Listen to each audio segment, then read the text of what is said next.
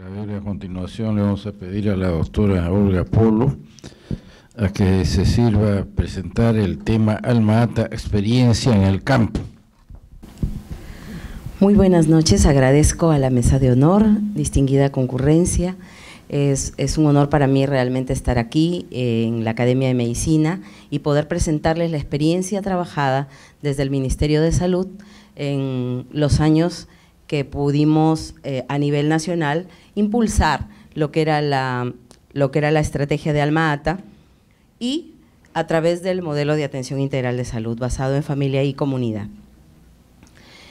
Esto básicamente para decirles que en el 2011 se trabaja el modelo de atención integral basado en familia y comunidad, ¿no? Ya había una experiencia previa desde el 2001, pero que no había podido desarrollarse en la práctica como se había pretendido, y se hace una consultoría para ver qué era lo que había pasado y por qué no se había desarrollado justamente el modelo de atención integral, ¿no?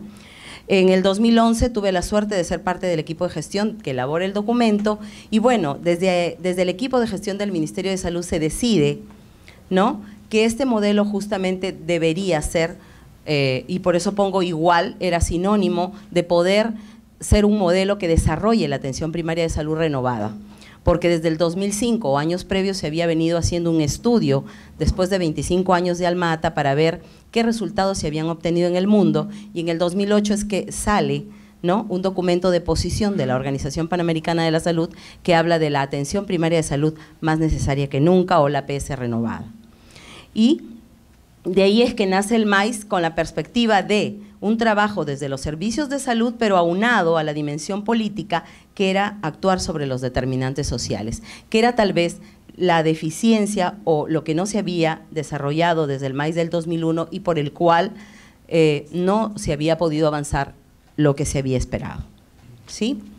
Me puse a pensar cómo un poco trabajar lo que era la experiencia en estos años desde el Ministerio de Salud, desde la Dirección de Recursos Humanos y después desde la Estrategia Sanitaria Nacional de Salud Familiar, y bueno, pensé que era un poquito refrescar a través de cada componente del modelo de atención, ver qué fuimos trabajando en la práctica en el campo, ¿sí? Entonces voy a partir de lo que es gestión. Sabemos todos que los componentes del modelo de atención integral son 4: gestión, organización, prestación y financiamiento. Cada uno tenía aspectos importantes a desarrollar. Voy a empezar por la gestión. Básicamente uno de los aspectos importantísimos y que lo hemos visto, los doctores que me antecedieron han hablado, bueno, el doctor Vildasola habló de lo que era en Alma Ata, en esa reunión, se hablaba ya de tener un enfoque territorial, ¿no? Esto yo le llamo un cuadro importantísimo que viene a ser el despliegue de lo que significaría operativizar el modelo de atención integral de salud en la parte local, en las comunidades, ¿no? Básicamente se empezó por la organización comunitaria, aquí de repente no lo ven bien, pero son el paso a paso de lo que se tiene que hacer para operativizar este modelo, y empieza desde un equipo básico de salud sensibilizado en el marco del desarrollo de una red de atención, pero que este equipo sensibilizado organiza o trabaja de manera articulada con la organización comunitaria. Donde no había organización comunitaria, se conformaban los cívicos o juntas vecinales, eso fue lo que se hizo en la práctica, y a estos cívicos, sistemas de vigilancia comunitaria, se les daba, ¿no?, la connotación de junta vecinal a través de los municipios. ¿Para qué? Para que puedan participar en el presupuesto municipal a través de proyectos, y luego con la comunidad organizada, ¿sí?, o a través de estos cívicos o juntas vecinales, pues, y participación ciudadana, estos proyectos que a su vez, ¿no?, iban al presupuesto participativo y ganaban, pues empezaban a desarrollarse cambios dentro de lo que eran determinantes sociales de la salud. Aquí, por ejemplo, vemos la participación del municipio con maquinaria para poder hacer la limpieza pública, y aquí la población también organizada para trabajar la limpieza pública de su comunidad. Acá podemos ver más fotos, ¿no?, experiencias que se trabajaron en campo, muchas de estas fueron en los conos de la ciudad, acá en Lima, que fueron las primeras experiencias, después voy a comentar en la parte de la formación. básicamente fueron en Huaral, en los conos de la ciudad, y aquí podemos ver cómo desde la gestión territorial se pensó y se empezó a actuar consecuentemente de acuerdo a lo que decía el acta justamente de Alma Ata, en poder trabajar con otros sectores de la población, porque solo desde los servicios de salud no se podían lograr cambios. Y aquí podemos ver cómo participación por este ejemplo, de la policía. Dentro del trabajo de implementación de una APS renovada a través del modelo de atención integral, una de las cosas claves dentro de la gestión era poner especial atención al recurso humano en salud, ¿no? Y aquí tenemos dos cosas en el recurso humano. Primero, poder trabajar el desarrollo de cantidad y el otro de calidad, que es decir, desarrollo de competencias para poder desarrollar un sistema de atención basado en la atención primaria de salud. En el desarrollo de número o cantidad de recursos humanos en salud nos fue un tanto difícil. Hasta el día de hoy, hasta la fecha, tenemos problemas básicamente en poder tener un contingente adecuado de recursos humanos. Entonces, lo que se trabajó, lo que se pretendió trabajar fue justamente la formación. De ahí que nació el PROFAN, un Programa Nacional de Formación que se impulsó desde la Dirección de Recursos Humanos. Pues previamente, ya desde el 2008, habíamos trabajado un perfil de competencias para formar el médico de familia que el Perú necesitaba. El médico de familia era un médico que tenía un perfil integral para la atención, el médico propicio para poder implementar la atención primaria de salud.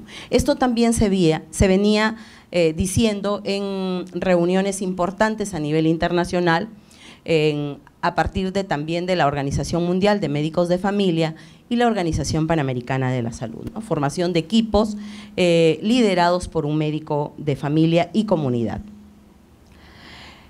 Muy bien, entonces el PROFAN pretendía tener formación en la especialidad de medicina familiar y comunitaria, empezando por una diplomatura con enfoque familiar y comunitario, en la cual entraba todo el equipo básico de salud para poder implementar el modelo, y entraban a una segunda y a una tercera fase solamente profesionales de la salud, debiendo concluir en una tercera fase solo los médicos para salir con esta titulación. Lastimosamente, esta fue solamente la propuesta, pero lo único que se logró en la vida real, el financiamiento para poder trabajar esta primera fase que inició en pilotos, en Lima, básicamente, con dos universidades, la Universidad Cayetano Heredia y la Universidad San Marcos. ¿Sí? Tuvimos varios pilotos, fueron urbanos, urbano-marginales y rurales en la zona de Huaral. Tuve la oportunidad de participar como tutora también de la Universidad Cayetano Heredia en esa oportunidad y trabajar en el primer PROFAN que se desarrolló, en los primeros pilotos, para la implementación del modelo de atención integral. No voy obviamente a leer todo, pero para que sepan que el programa o el primer diplomado tenía una serie de módulos que eran conducentes a la implementación de la atención primaria. Estos módulos básicamente, si revisaran todos los contenidos, no son otra cosa o no parten de otra cosa que no sea la implementación de la atención primaria de salud, y básicamente si vamos un poco atrás de la salud pública, porque en realidad cuando uno ve el aplicar todo esto es en realidad el aplicar las funciones esenciales de la salud pública, ¿sí? Entonces, otra de las cosas claves que hicimos en la práctica, ¿no?, en campo, para poder implementar el modelo de atención, fue justamente orientar los servicios hacia la calidad, ¿sí? ¿A través de qué? En el 2010, el Ministerio de Salud elabora una norma para el fortalecimiento del primer nivel de atención. Esta norma tiene los macroprocesos de calidad que deberían tener los establecimientos de salud del primer nivel. Y los macroprocesos de calidad están ligados básicamente al desarrollo de una atención primaria de salud renovada, ¿no? Entonces, utilizamos esta norma, ¿no?, para poder tomar la línea de base en establecimientos de salud del país y poder generar planes de cambios hacia la calidad de aquellos procesos que no se estaban conduciendo de manera adecuada. Lastimosamente, aquí sí quiero un poquito conversarles de que una de las experiencias que he tenido de poder trabajar en el Ministerio de Salud es que el Ministerio de Salud no debería dejar de producir normas, obviamente, pero más allá de producirlas, debería implementarlas. Se tienen muchísimas normas muy interesantes, muy buenas, técnicamente adecuadas, pero ninguna prácticamente se implementa. Y esta es una de ellas, ¿no? Entonces, lo que pasa también es que las normas del Ministerio de Salud son muy técnicas, probablemente desarrolladas por equipos de expertos, ¿no? Pero muy complejas para poderlas operativizar en el nivel local, ¿no? Para poderlas operativizar en el nivel local debería bajarse la complejidad, y eso fue lo que hicimos desde la Estrategia Sanitaria de Salud Familiar, ¿no? Puedo decir en un término popular que las volvimos coquito, ¿no? Como el libro de primer grado, y llevarlas justamente a presentaciones de cómo son estos macroprocesos en la vida real, y también empezar por algunos procesos que eran claves para la implementación de la atención integral de salud. Estos macroprocesos fueron estos dos nada más: organización de los servicios y provisión de servicios. ¿Por qué? Porque los procesos son tantos, ¿no?, que muchas veces no se pueden viabilizar todos a la vez, ¿no? Entonces empezamos por esos dos macroprocesos. Por poner un ejemplo, uno de los procesos claves dentro de estos estándares son el que las admisiones deberían estar en archivos de historias clínicas, en carpetas familiares y por sectores, ¿no? Si nosotros queremos viabilizar un modelo de atención que se base en familia y comunidad, las admisiones no pueden ser en historias individuales, ¿no? Tienen que ser en carpetas familiares, y dentro de esa carpeta tenía que estar la ficha familiar y las historias clínicas de cada uno, ¿no?, de los miembros de la familia, para poder trabajar en la lógica de un modelo basado en familia y comunidad, ¿sí? Entonces, aquí tenemos experiencias del trabajo que hicimos para que los técnicos de salud desarrollaran sus libros de sectoristas, ¿no?, por sectores, y miren ustedes, son establecimientos de salud del país que empezaron a elaborar sus admisiones con carpetas familiares, de una u otra manera. Luego, dentro de la gestión está el sistema integrado de información. Esto sí creo que es un cuello de botella, fue un cuello de botella muy grande y algo en lo cual pudimos producir muy poco. Porque para cambiar los sistemas de información sí se necesita de un soporte financiero y tecnológico muy grande. Entonces, lo único que logramos realmente en el nivel nacional fue un manual de registro y codificación y poder articular con el resto de estrategias sanitarias, etapas de vida y otros componentes del Ministerio de Salud, de manera que no sintieran que se les estaba quitando algo o se les estaba quitando la producción, porque nuestra forma de trabajar por muchos años, por muchas décadas, es, ustedes lo saben, segmentado y fragmentado, ¿no? Y no hay la capacidad, creo yo, todavía muy bien desarrollada, de un trabajo en equipo, articulado y conducente a logros comunes, ¿no?, a tener estándares o indicadores comunes que nos lleven a perseguir lo mismo, y cada uno pugna por su producción, por sus presupuestos, y eso es algo que no nos permitió tampoco avanzar más en este sentido. La idea era que desde los establecimientos estratégicos, ¿no?, que tenían a cargo otros establecimientos aledaños o para dentro de su jurisdicción o a través de las microredes, ¿no?, con establecimientos a su cargo, se tuviera sistemas de información georreferenciales. Debo decir que la cooperación internacional sí ayudó en este sentido, y ellos sí lograron lo que desde el Ministerio de Salud nosotros no podíamos lograr por falta de financiamiento.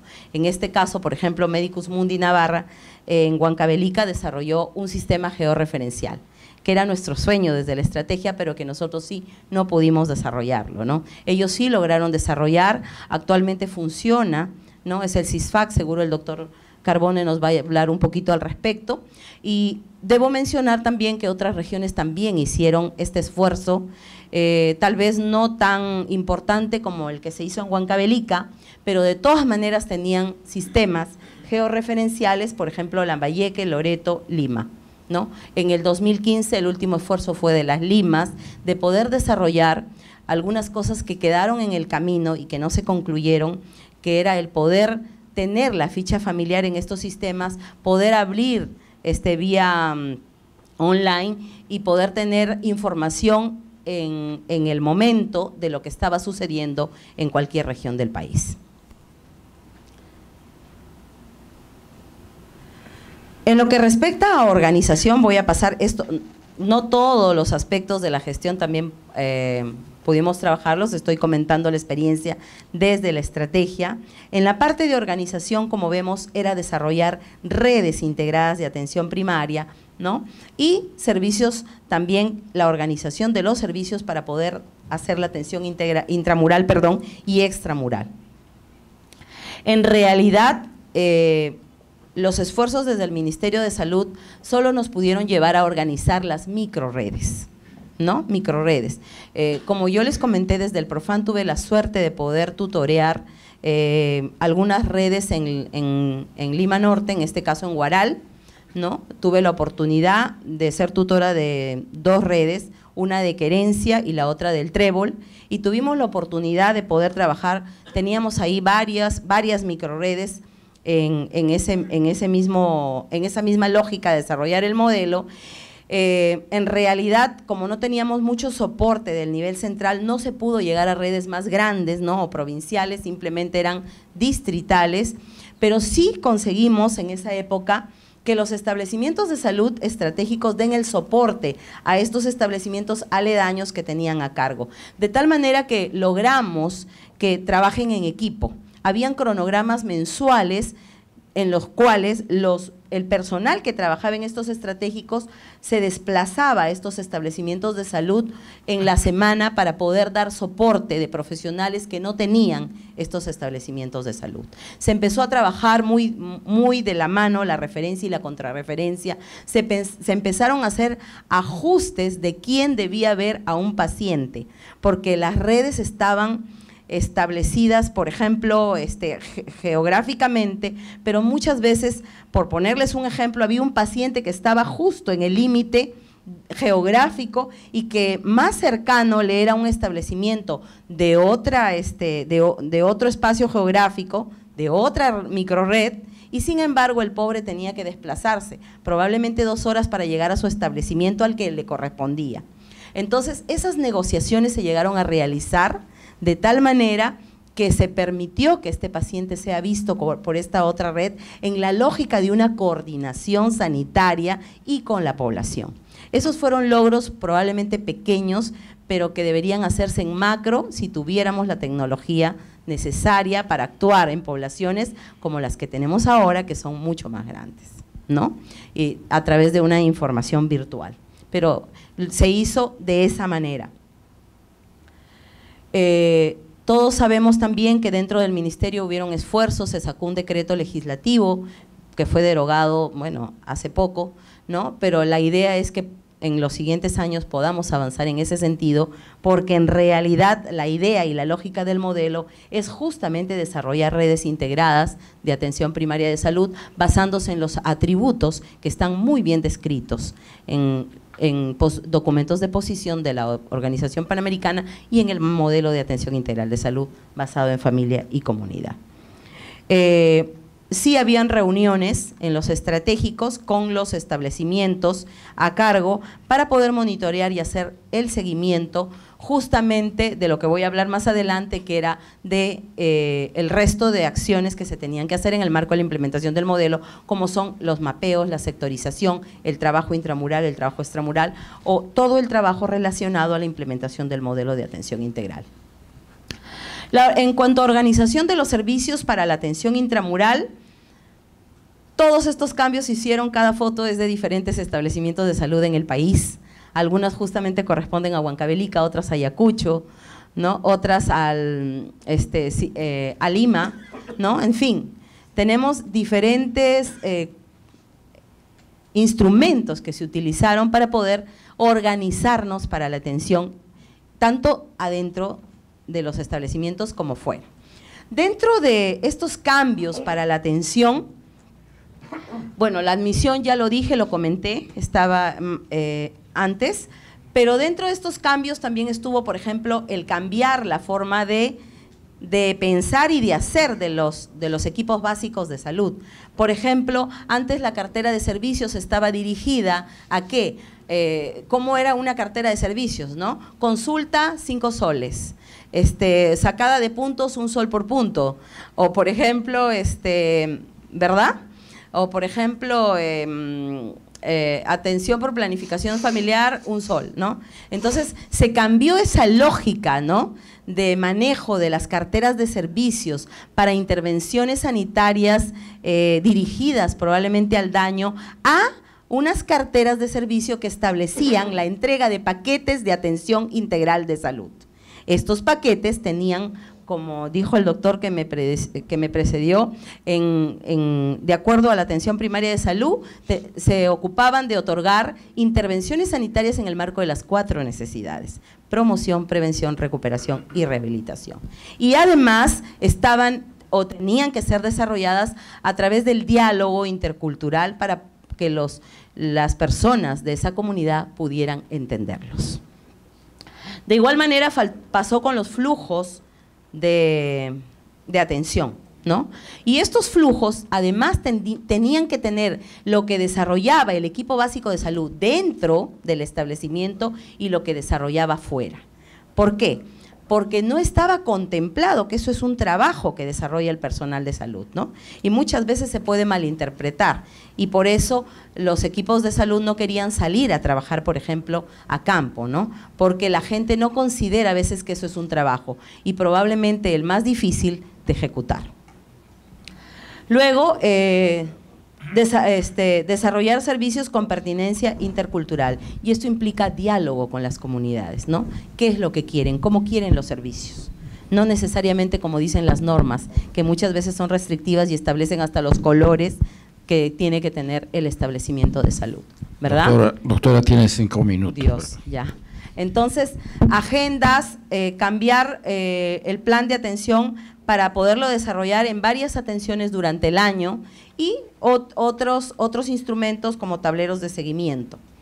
Para la organización extramural, pieza clave fue el mapeo y sectorización y distribuir los sectores entre los responsables o los equipos básicos de salud.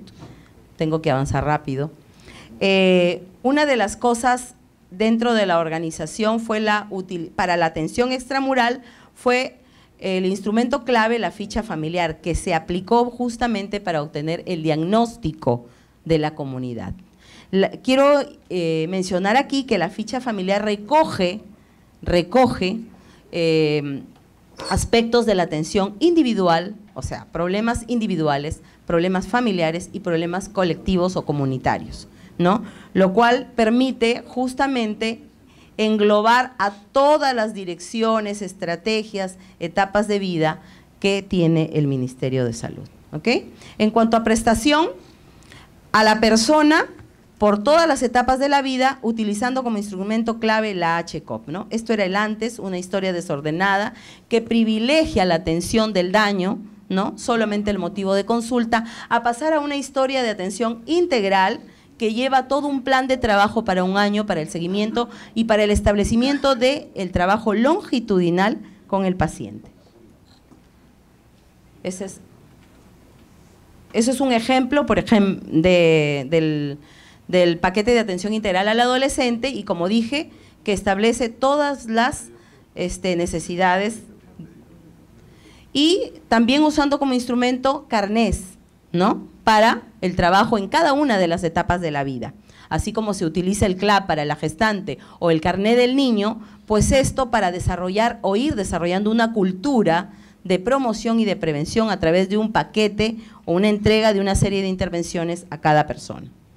En el marco de la familia, también poder otorgar un paquete de atención integral en cada una de las etapas del ciclo vital de la familia y pasar de hacer una visita desintegrada en la que cada uno del personal del equipo de salud iban por aspectos específicos. Por ejemplo, iba la enfermera por su CRED, iba la obstetra por la gestante, a pasar a tener un equipo polifuncional que recoja todos los riesgos y daños. Eso no significaba entrar en el perfil del otro, simplemente detectar riesgos y daños y servir de nexo con el resto del equipo de salud para derivar y que estas familias puedan después llegar a los servicios y acceder a tener los paquetes de atención integral. Estos son logros. Quiero decir que esto se ha trabajado en la zona rural y urbana. Esto pudiera parecer rural de repente. Es una familia del centro de Barranco, ¿no? Entonces, no es tan diferente trabajar en la zona rural que en la zona urbana estos aspectos de la sectorización y el mapeo. La única diferencia es que en la zona urbana se tienen que programar las citas y confirmar las citas por teléfono para evitar justamente las pérdidas, ¿sí? Esto se hizo a través de 4 visitas domiciliarias al año. Esto fue negociado también en cada región, en algunas se hicieron menos, en otras se hicieron más, pero era el promedio que se exigía para el trabajo. En la parte de comunidad, lo que se hizo es a través de promoción de la salud, del desarrollo de programas. Se desarrollaban los ejes priorizados y teniendo como escenarios vivienda, escuela, municipios, centros laborales. Debo decir aquí que fue muy difícil lograr trabajar con promoción de la salud. Vuelvo a repetir, por nuestro trabajo segmentado y fragmentado no comprendemos a veces la articulación y sintieron que se les estaba quitando el programa de familias y viviendas saludables, ¿no? Entonces la idea es articular, ¿no? Voy a pasar aquí. Y también, ustedes saben que una de las estrategias de promoción es la capacitación a todo nivel, ¿no? Incluyendo la comunidad. Entonces, estos son los pasos. Este es el cuadro que les dije, ¿no? Que fueron los pasos que seguimos y acá están redactados para que después los puedan revisar, ¿no? En cuanto a financiamiento, la estrategia sanitaria de salud familiar en realidad no tenía mucho financiamiento para el nivel nacional. En el ministerio son presupuestos fluctuantes, el POA y la programación que uno hace financiera no existe realmente en la vida real. Entonces, pero sí utilizamos dentro de la parte individual, teníamos lo que es el PEAS del CIS, ¿no? Y en la parte pública teníamos el PPR, ¿no? Entonces, ¿qué hicimos como estrategia de salud familiar? Pues utilizar las finalidades que ya estaban presupuestadas en el PPR para poder entrar a través de esas finalidades a trabajar familia y comunidad. Creo que la estrategia, una de las cosas por las que resistió, todos los años que resistió en el trabajo, fue el poder articular, ¿no?, con el programa, en todo caso, que estaba de moda. Por ejemplo, salió de moda Plan Esperanza y pues trabajamos Plan Esperanza en las familias para poder resistir en el tiempo y entrar a las familias a través de Plan Esperanza, pero para trabajar todo lo demás, ¿no? Igual, se puso de moda niño, pues entramos a trabajar niño, pero trabajamos todo lo demás en la familia, ¿no? Y así fuimos sobreviviendo. Aparece el Plan Calihuasi por un problema que hubo con las minas en Cusco y Calihuasi significa salud en casa, y a partir de eso nos dieron un contingente de profesionales, capacitamos a esos profesionales para trabajar supuestamente el problema de la contaminación por las mineras, pero se trabajó todos los programas y todas las estrategias sanitarias en las familias, ¿no? También enseñamos y acompañamos para articular el trabajo desde los establecimientos de salud con los municipios, ¿no? A través del cívico, a través de las juntas vecinales y aprovechar esos presupuestos para cambiar los determinantes sociales de la salud. Debo decir que básicamente la experiencia fue en el nivel táctico operativo. Un poquito entramos en el nivel estratégico. El problema fue que la capacitación o las capacitaciones que se desarrollaron a nivel regional, en muchos de los casos, a excepción de donde estaban los cooperantes internacionales, no participaban las personas que tenían capacidad de toma de decisiones, ¿no? Y eso es lo que muchas veces dificulta el poder implementar estos modelos, ¿no? Porque simplemente no están motivados, no están articulados con lo que queremos desarrollar, y eso no permite, ¿no?, el poder dirigir todas estas cosas hacia la implementación del modelo, en particular o principalmente el financiamiento. Solamente para concluir, en esos años logramos, en el último año, en el 2015, logramos intervenir al 11% de las familias más pobres y vulnerables del país, ¿sí? A través de esta estrategia se logró desarrollar una cantidad grande de sesiones educativas, tanto por etapas de vida como a las familias. Y fíjense, esto fueron patologías captadas, muchas de ellas eran de enfermedades crónicas no controladas, fueron a través de la visita de salud familiar. Logramos hacer todo esto, creo, empezando por el nivel más operativo y capacitando en estos niveles, y nos ayudó muchísimo también, o en los lugares en que más se desarrolló esto, fue cuando las coordinadoras nacionales de salud familiar eran también coordinadoras de etapas de vida, porque obviamente dirigían los presupuestos de esa manera, y eso permitía desarrollar de manera operativa en las regiones el modelo de atención integral de salud. Eso fue, miren, en el 2015 llegamos a tener 1.700 establecimientos de salud trabajando en ese marco, pero es algo que creo que también se ha congelado o se está viniendo abajo, después de lo cual ya no se le ha dado, creo, la preponderancia, o nadie está desarrollando actualmente en el MINSA o ha continuado con este esfuerzo que se inició desde el 2008 en la Dirección de Recursos Humanos y después a partir del 2010 en la Estrategia de Salud Familiar. Doctora, el papel de un moderador es muy antipático en ese sentido, de tal modo que… Muchas gracias.